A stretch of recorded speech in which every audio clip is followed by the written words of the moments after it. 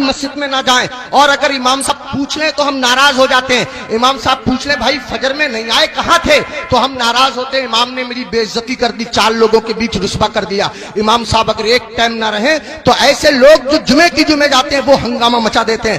امام کے بچے نہیں ہیں، امام کی رشتہ داری نہیں ہے، امام کی سسرال نہیں ہے، امام کی ددیال نہیں ہے، امام کی ننیحال نہیں ہے، امام کا کون نہیں ہے، امام کے چچا بھی ہیں، امام کے تاؤ بھی ہیں، امام میرے تمہارے طرح آدمی ہے۔ مجھے بتاؤ کہیں کوئی مر جائے گا تو امام کو جانا پڑے گا یا نہیں جانا پڑے گا؟ کہیں کوئی پیدا ہوگا تو امام کو جانا پڑے گا یا نہیں جانا پڑے گا؟ کہیں کسی کو تکلیف ہے، کہیں کسی کی طبیعت اچھی ہے، کہیں کسی کی خراب ہے، 1000 ذمہ داری امام کے ساتھ ہوتی ہیں۔ اگر 1-2 دن امام غیر حاضر رہ جائے تو لوگ بے وجہ اس کا حساب کرنے پہ تل جاتے ہیں اور پھر امام کے پیچھے ہاتھ دھو کے پڑ جاتے ہیں۔ ہونا یہ چاہیے 2 امام ہونے چاہیے مسجد میں، ایک امام ہونا چاہیے، ایک نائب امام ہونا چاہیے۔ امام صاحب اگر کام سے چلے جائیں تو نائب امام ان کا کام انجام دے سکے۔ اماموں کی تنخواہ بڑھاؤ، اب ایک دم تو بڑھا نہیں سکتے، میں ایک ترکیب بتاتا ہوں اور پھر حضرت مفتی صاحب کو آواز دیتا ہوں۔ ترکیب یہ ہے کہ جب جمعے کے دن امام صاحب خطبہ پڑھتے ہیں، مطلب تقریر کرتے ہیں یا نعت شریف پڑھتے ہیں، مسجد میں جتنے لوگ جاتے ہیں اگر صرف 10 روپے سے امام صاحب کا مسافہ کر دیں گے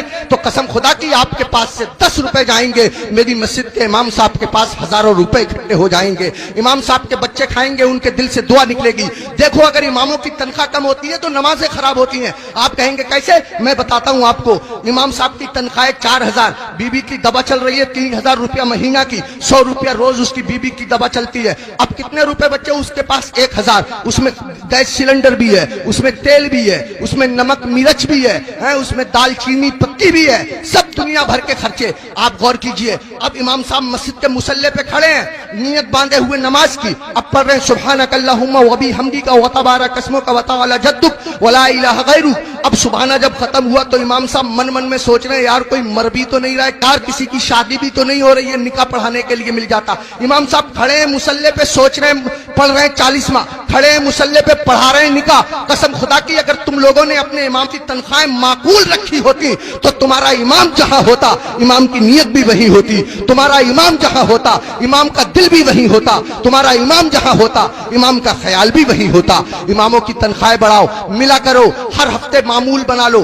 جب تم کماتے ہو ہزاروں کماتے ہو، معمول بنا لو یا 500 روپے دوں گا مہینے میں تم کو تنخواہ ملے 10,000، مہینے میں تم کو تنخواہ ملے 15,000، 8,000، 8,000 میں سے 100 روپے چپکے سے جاؤ امام صاحب سے مسافہ کر کے آ جاؤ۔ اگر بستی میں 100 گھر ہیں سب کے سب 100 روپے سے مسافہ کریں گے، حساب جوڑ آپ لینا روپے کتنے ہو جائیں گے، امام صاحب کا کام ہو جائے گا۔ میں کہنا یہ چاہتا ہوں اتنا بڑا امام، کبھی تم نے سوچا تم لوگ اپنے بستر پہ سوتے رہتے ہو فجر کی نماز کے وقت، تمہارا امام تمہاری بستی کی مسجد کے مصلی پہ بیٹھ کے تمہارے لیے دعا کر رہا ہوتا ہے، یا اللہ میری بستی پہ کرم فرما، یا اللہ اس بستی پہ رحم فرما، لوگوں کے کاروبار میں برکت عطا فرما، عزت کی حفاظت فرما، دولت کی حفاظت فرما، آبرو کی حفاظت فرما، اور تم اسی امام کے پیچھے پڑے رہتے ہو جو تمہارے لیے دعائیں کرتا رہتا ہے۔ ایک آدمی پڑا رہتا تھا بہت امام کے پیچھے، ایک دن پکڑ لیا امام صاحب نے، ابے فجر کی نماز پڑھی ہے؟ بولا بالکل پڑھی ہے۔ امام صاحب بولے کیا رکعتیں پڑھی ہیں؟ بولا 10۔ کا فجر میں 10 ہو گئے رے؟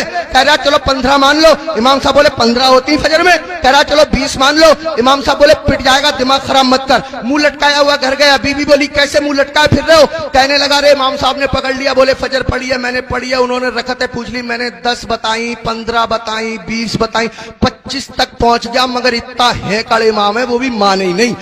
تو بیوی کہہ رہی ہے تم بھی تو پاگلوں جیسی باتیں کرو، 4 بتا دیتے 4۔ تو کہہ رہا تو سچ میں ہی پٹوانے والے کام کر رہی ہے۔ جو امام ضدی امام 25 میں نہ مانا وہ 4 میں کیسے مان جائے گا؟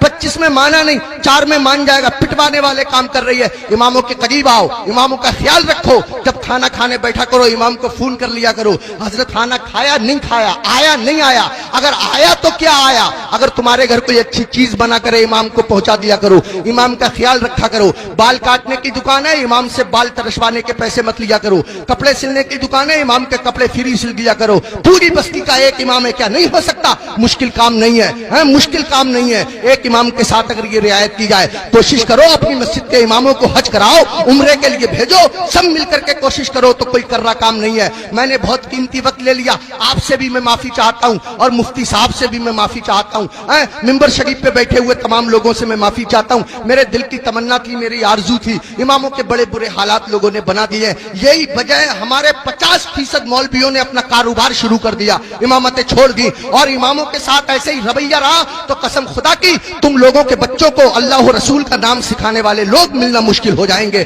ایسی حالتیں پیدا ہو جائیں گی۔ اماموں کی قدر کرو، ان لوگوں سے دین زندہ ہے، ان لوگوں سے اسلام زندہ ہے، ان لوگوں سے ہمارا مذہب زندہ ہے۔ شاعروں کے قدموں پہ 1-1 ہزار، 2-2 ہزار، 20-20 ہزار، ہماری جماعت میں ایسے ایسے شاعر بھی ہیں جو 2-2 نعتیں پڑھنے کے 1-1 لاکھ لیتے ہیں، تقریر کرنے والے لوگ ایسے بھی ہیں جو 2.5-2.5 لاکھ لیتے ہیں، ان کو ایئر کنڈیشن روم چاہیے، کسی عام آدمی کے مکان میں ٹھہریں گے نہیں، 5 اسٹار ہوٹل ان کو قیام کرنے کے لیے چاہیے۔ ہماری قوم سب کچھ برداشت کرتی ہے، لیکن جب نکاح کا نمبر آتا ہے اور امام صاحب کہہ رہے ہیں 3000 لوں گا، تو پوچھیں کون سی کتاب میں لکھا ہوا ہے بھی 3000 ہی لوگ ہیں، اس سے کم نہیں لوگ ہیں؟ اور وہ 3000 میں سے بھی 500 روپے لے لیتے ہیں مسجد کے لیے، 1000 روپے مسجد کے لیے۔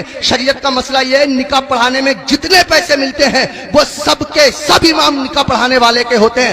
اگر جبرن اس سے مسجد کے لیے پیسے لیے جائیں گے تو لینے والے لوگ میدان محشر میں اس کا قرضہ دینے کے لیے تیار رہے۔ امام کے ساتھ وہ زیادتی جو لوگ کر رہے ہیں، امام کے نام سے اگاتے ہیں عید میں لوگ پیسے، 40,000 50,000 امام صاحب کو دے دیے، 7,000 8,000 باقی بچا لیے۔ ارے امام کے نام سے اگایا، امام کو دو، مسجد میں اور کام ہے، اس کے نام سے کماؤ، اگاؤ، اکٹھے کرو اور مسجد میں لگاؤ۔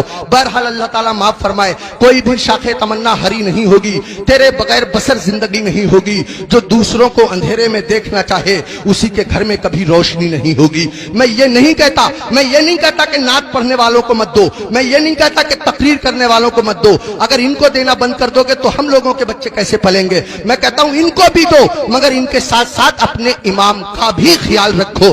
یہ وہ امام ہے جو تمہارے باپ کا نکاح پڑھاتا ہے، تب آدمی جائز طریقے سے پیدا ہوتا ہے۔ اگر اس نے باپ کا نکاح نہ پڑھایا ہوتا تو آدمی دنیا میں پیدا ہونے کے بعد کسی کو منہ دکھانے کے قابل نہ رہتا۔